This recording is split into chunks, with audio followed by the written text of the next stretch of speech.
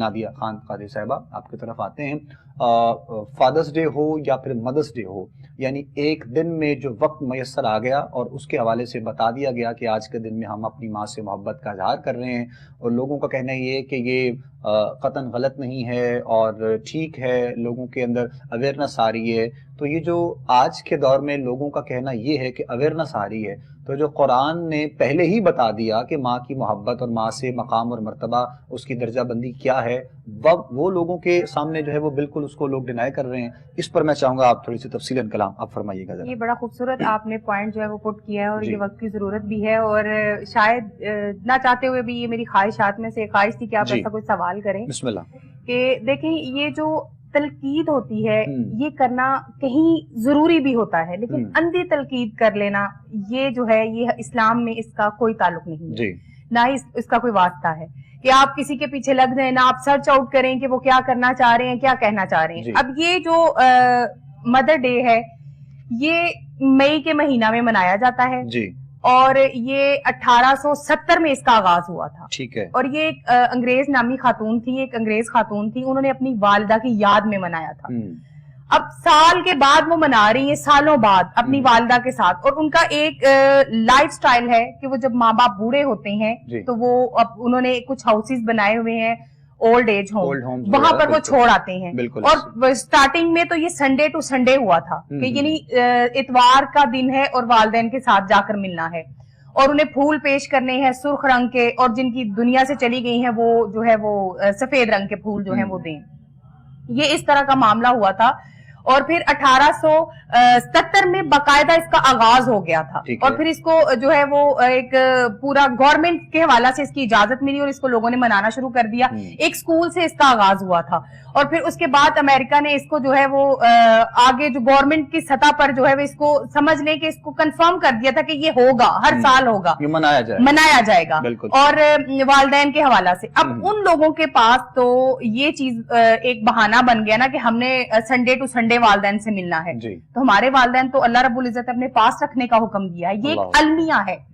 میں سمجھتی ہوں بڑی تکلیف کے ساتھ، بڑے دکھ کے ساتھ اس کا اظہار کرنا چاہ رہی ہوں کہ ہمیں آقا علیہ الصلوۃ والسلام کی تعلیمات کو فالو کرنا ہے یا انگریزوں کی تعلیمات کو فالو کرنا ہے. ماں باپ کے لیے کوئی دن مختص نہیں کیا گیا. جب اولاد دنیا میں آتی ہے تو کیا ماں ایک دن یا اتوار کے دن دودھ پلاتی ہے، یا باپ سنڈے کو، یا ہر سال کی 13 مئی کو کہہ لیں یا 12 مئی کو؟ یوزلی یہ 2 ہفتے مئی کے 2 ہفتوں بعد منایا جاتا ہے. کوئی بھی ڈیٹ آ جائے، 13 آ جائے، 12، 8 آ جائے، جو بھی آ جائے. لیکن کیا والد جو ہے وہ سال بعد رزق کھلا رہا ہے اپنے بچے کو، محنت کے لیے، اسٹرگل کے لیے سال بعد نکل رہا ہے؟ یا پھر جو والدین دنیا سے چلے گئے ہیں ان کو قبر میں آپ کی دعا کے لیے اللہ رب العزت رحمان ہے. اللہ رب العزت آقا علیہ الصلوۃ والسلام کی حدیث مبارکہ ہے کہ ایک شخص کو اللہ پاک حکم دیتا ہے اس کو جنت میں ڈال دو، اور فرشتے اس کو جنت میں لے کے جا رہے ہیں، وہ رب کی طرف حیرت سے دیکھ رہا ہے اور سوال کر رہا ہے کہ رب العالمین میں تو تارک صلاۃ و صوم تھا،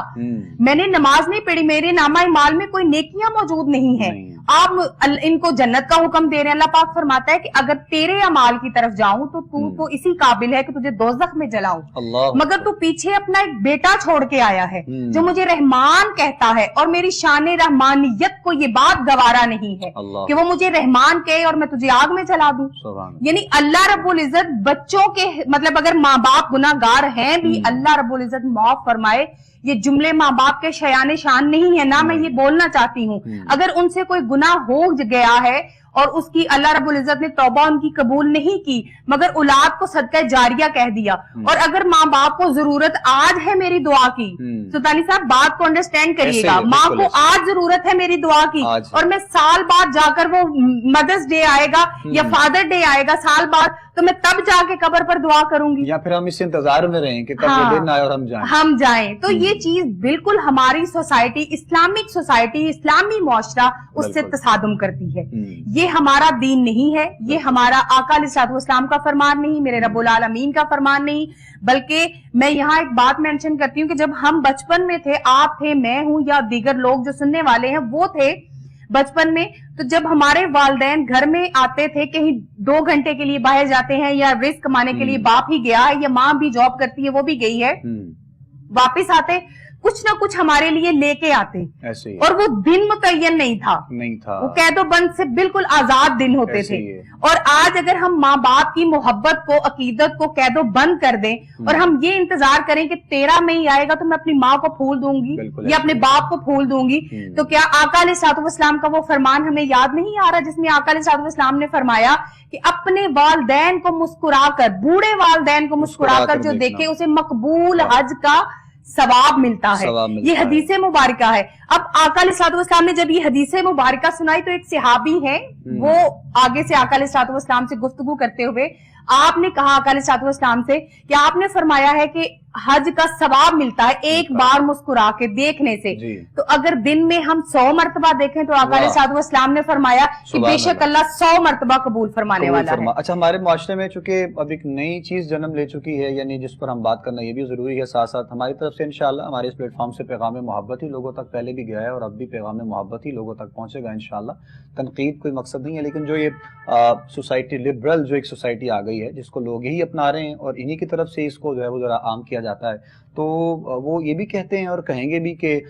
माँ से मोहब्बत ही की जा रही है, बाप से मोहब्बत ही की जा रही है, उनको फूल दिए जा रहे हैं, उनको गिफ्ट दिए जा रहे हैं, ये भी मोहब्बत का इजहार है। यानी उनसे उनको ये गिफ्ट देना, उनसे मोहब्बत का ये इजहार करना कतन ये तो गलत नहीं है, मतलब गलत इसको नहीं कहा जा रहा, लेकिन जिस रिवायत को अपनाया जा रहा है, जिस चीज को अपनाया जा रहा है, गलत उसको कहा जा रहा है। क्या ख्याल है? बिल्कुल अपनाना आप रोज की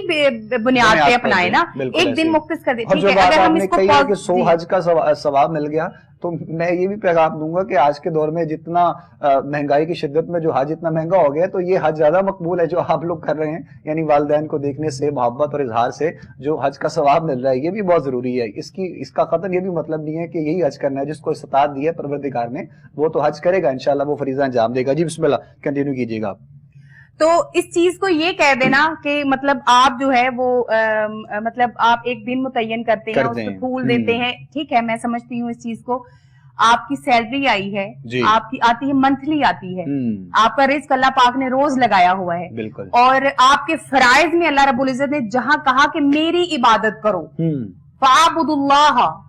और अल्लाह की इबादत करो, और फिर कहा ला तुश्रिकू बिशैइन, किसी चीज के साथ शरीक ना ठहराओ, और फिर कहा बिल वालिदैनी एहसान, ये 3 चीजों की बुनियाद पर हुक्म आ गया। तो फिर ये कैसे मुमकिन है कि जब हम रोज इबादत करते हैं,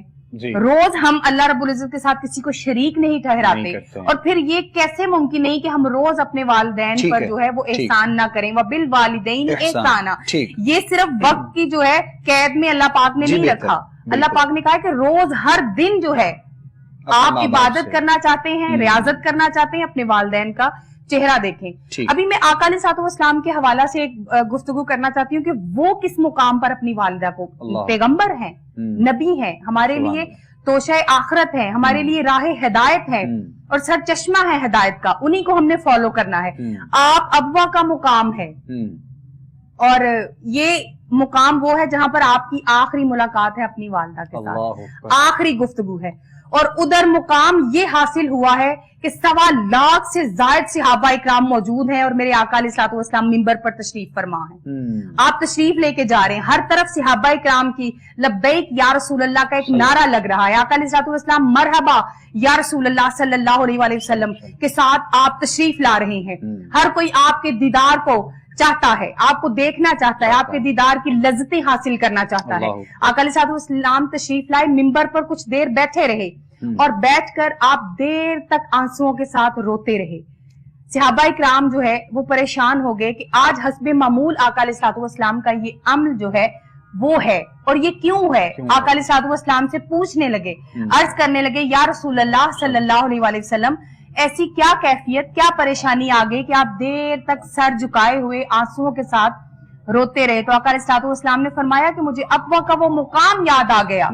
जहां मेरी वालिदा से मेरी आखिरी गुफ्तगू हुई, और मैं उस मुकाम को कभी नहीं भूलता। और मुझे याद ये आया कि आज वो जिंदा होती तो देखती कि उनका बेटा मोहम्मद जो उन्होंने बचपन में जिन्हें छोड़ दिया था सल्लल्लाहु अलैहि वसल्लम, और वो उन्हें छोड़ के चली गई और एक जुमला कह के गई थी کہ اس دنیا نے, یہ دنیا فانی ہے, اس میں کوئی رہنے والا نہیں, مگر میں اس دنیا کو, اس دنیا کے کائنات کے لوگوں کو ایک ایسا شخص دے کے جا رہی ہوں, ایک ایسا بیٹا دے کے جا رہی ہوں کہ لوگ میری قسمت پہ ناز کیا کریں گے. تو پھر آقا علیہ الصلوۃ والسلام فرمانے لگے کہ مجھے وہ وقت یاد آ گیا کہ کاش میری ماں زندہ ہوتی قربان جائیں, اور میں محمد صلی اللہ علیہ وسلم نماز ادا کر رہا ہوتا. لفظ استعمال کیا کہ میں نماز ادا کر رہا ہوتا اور میری ماں مجھے پکارتی. میں نماز چھوڑ کے لفظ نہیں استعمال کیا, کہا میں نماز توڑ کے اپنی ماں کی بارگاہ میں حاضر ہو جاتا. اور پھر کہا مجھے وہ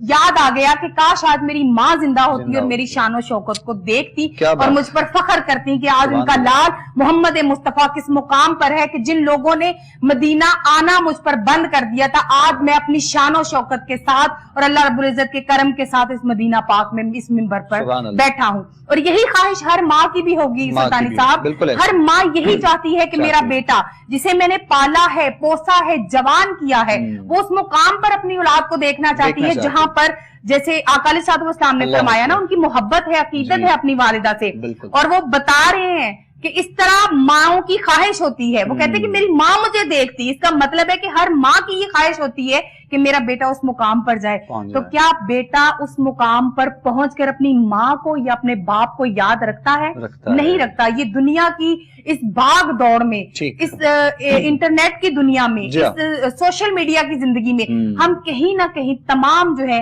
وہ گستاخی کرتے ہیں. ایک دن نہ منایا جائے اس کو. ہر سانس کے ساتھ والدین کے ساتھ نیکی کرنا, احسان کرنا, محبت رکھنا, عقیدت رکھنا, احترام رکھنا, ان کا ادب ملحوظ خاطر رکھنا, اور ان کی ذاتی ضروریات جبکہ وہ اس وقت کمانے کی پوزیشن میں نہیں ہے, ان کا خیال رکھا جائے. ان کے کہنے سے پہلے وہ ماں جو بچے کو ایک لفظ بتانے کے لیے 7 مرتبہ نہیں, 10 مرتبہ نہیں, 70 مرتبہ ایک لفظ کو دہرا جاتی ہے, جب وہ بوڑھی ہو جاتی ہے سماعت جو ہے وہ ساتھ نہیں اس کی دے رہی, بڑھاپا اس پر وارد ہو چکا ہے, باپ پر وارد ہو چکا ہے, تو وہ کیا کرتے ہیں, وہ ایک بار کہیں تو ہم کہتے ہیں یہ بہت چیختی ہے, آپ کی آواز میرے کانوں میں درد کر رہی ہے. عالم یہ ہو گیا ہے. اور اگر میں دور نہ جاؤں تو جیسے میں فیلڈ میں جاتی ہوں, دنیا کے رنگ برنگے لوگوں سے ملتی ہوں, میرے پاس 2 مائیں ایسی آئی ہیں جو میں ان کی خود گواہ ہوں. ان میں سے ایک ماں نے کہا میرے پاس آئی ہیں, جیسے ہم خطاب کر کے فارغ ہوتے ہیں تو وہ آ کے دعا کے لیے کچھ لوگ کہہ دیتے ہیں ہم جیسے ناچیز کو, تو میں سمجھی دعا کے لیے آئی ہوں. کہتی ہے بیٹا دعا کے لیے نہیں آئی, میں یہ کہنے آئی ہوں میں مجبور ہوں, میرے 3 بیٹے ہیں, میرے بیٹے نے مجھے گھر سے نکال دیا ہوا, اور 3 بیٹے بہوؤں کے ساتھ رہ رہے ہوتے ہیں. اب جیسے میں نے شروع میں ایک حدیث کوٹ کی کہ سب سے زیادہ کس کا حق ہے, آقا علیہ الصلوۃ والسلام سے ایک حدیث کوٹ کرنے جا رہی ہوں. آقا علیہ الصلوۃ والسلام سے پوچھا کہ میری جان پر سب سے زیادہ کس کا حق ہے؟ آپ کے پاس بیوی بھی ہے, اولاد بھی ہے, اور بھی رشتہ دار ہیں, خالہ ماموں چاچا سب رشتہ دار آپ کے موجود ہیں, لیکن آقا علیہ الصلوۃ والسلام نے یہ نہیں کہا تمہارے بچوں کا, یہ نہیں کہا تمہاری بیوی کا, بلکہ کہا تمہارے ماں باپ کا. تمہاری جان پر سب سے زیادہ حق تمہارے ماں باپ کا ہے, تمہارے والدین کا حق ہے. یہ 3 مرتبہ پوچھا گیا, آقا علیہ الصلوۃ والسلام نے تینوں مرتبہ یہی کہا کہ تمہارے ماں باپ کا حق ہے. جب 3 مرتبہ جب بات آ جاتی ہے وہ اوتھینٹک بات ہو جاتی ہے, اس میں کوئی گنجائش نہیں رہتی ہے. اس لیے ہم ان کو درجات میں نہیں رکھ سکتے. وہ واقعہ آپ کمپلیٹ کر لیں جو بتانا چاہ رہی تھی. ہاں, وہ میں یہ بتانا چاہ رہی تھی کہ میں ایک گاڑی میں بیٹھی, ایک جگہ پہ ایک رکشہ میں سوار ہوئی, میرے ساتھ ایک خاتون سوار ہوئی, المیہ ہے, یہ بڑے درد کے ساتھ سنانے لگی, بڑی تکلیف ہے مجھے, وہ آج بھی عورت مجھے یاد آتی ہے, اس کی بیساکھیاں مجھے یاد آتی ہیں, مجھے جب یاد آتی ہیں تو مجھے رات کو نیند نہیں آتی. اور میں اللہ رب العزت سے دعا بھی کرتی ہوں کہ مالک اگر یہ حال کرنا ہے تو اولاد سے بالکل جو ہے وہ ہمیں مت عطا فرمائے ایسی اولاد. وہ عورت بیٹھی ہیں اور بیٹھ کر رونا شروع ہو گئی, رکشہ میں میرے ساتھ بیٹھی ہیں, بیٹھ کے رونا شروع ہو گئی. سوال میں نے ان سے کیا, ماں جی آپ کی طبیعت ناساز ہے؟ وہ کہنے لگی جو مجھے چھوڑنے آیا ہے اور یہ جو بیساکھی مجھے دے کے گیا ہے, اسٹینڈ دے کے گیا ہے, میں معذور نہیں ہوں, یہ جو چھوڑ کے گیا یہ میرا بیٹا ہے, اور یہ جو رکشہ پہ چلا رہا ہے یہ میرا دوسرا بیٹا ہے, اور یہ شادی شدہ, ایک میرا بیٹا باہر ہوتا ہے, باہر کے سعودی عرب میں ہوتا ہے, لیکن بیٹا یہ مجھے سمڑے آل کی سڑک پہ چھوڑنے, ٹوٹی ہوئی سڑک پہ چھوڑنے کے لیے جا رہا ہے. کہ میں وہاں جاؤں اور مانگ کر لاؤں اور انہیں پیسے دوں. اللہ میں معذور نہیں ہوں, اور جس دن میں پیسے لے کے نہیں آتی مجھے کھانا نہیں دیتے. اور میں ایک دن مجھے بخار ہو گیا, میری بہو مجھے ڈانٹ ڈپٹ کرتی رہی, کہتی جب تک تم پیسے کما کے نہیں لاؤ گی یہی تو موقع تھا, تمہیں بخار ہوا ہے جاؤ وہاں پر لوگ تمہیں زیادہ پیسے دیں گے. اور شام کو یہ ذاتی رکشہ مجھے چھوڑنے بھی آتا ہے, شام کو مجھے لینے بھی آتا ہے. تو بیٹا میں کب تک ایسی زندگی جیوں گی, میرے پاس کوئی الفاظ نہیں, اس کے بعد میں کچھ نہیں کہہ سکتی کہ ہم کیسی اولادیں ہیں. یہ چونکہ وقت مختصر ہے تو ہم چاہ رہے ہیں کہ